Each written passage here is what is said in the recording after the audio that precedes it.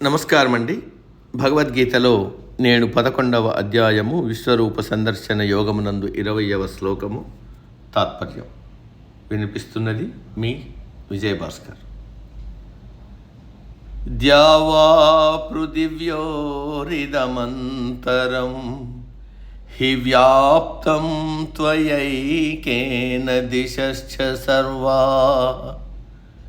దృష్ట్వాద్భుతం రూపముగ్రం తవేదం లోకత్రయం ప్రవ్యదితం మహాత్మన్. తాత్పర్యం: ఓ మహాత్మా, భూమి, ఆకాశము, అంతరిక్షము 8 దిక్కుల మధ్య భాగంలో నీవు ఒక్కడివే వ్యాపించి ఉన్నావు. నీవు లేని ప్రదేశము లేదు. నీ రూపము ఉగ్రంగా భయంకరంగా ఉంది. ఆశ్చర్యం కలుగుతూ ఉంది నీ విశ్వరూపాన్ని చూసి. నేనే కాదు, 3 లోకాలు భయంతో గడగడ వణుకుతున్నాయి, భయంతో కంపించిపోతున్నాయి. ఇక్కడి నుండి అర్జునుడితో భయం మొదలైంది.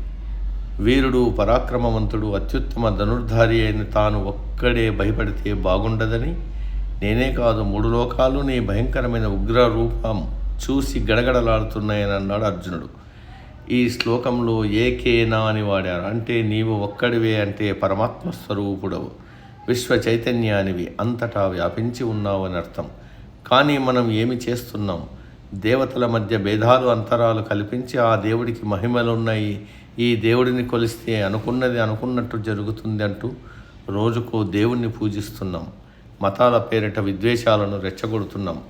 ఎవరు ఏ దేవుడిని, ఏ దేవతను పూజించినా అంతటా నిండి ఉన్నది ఏకైక శక్తి, ఆ పరమాత్మ ఒక్కడే అనే జ్ఞానం సంపాదించడం అత్యవసరం.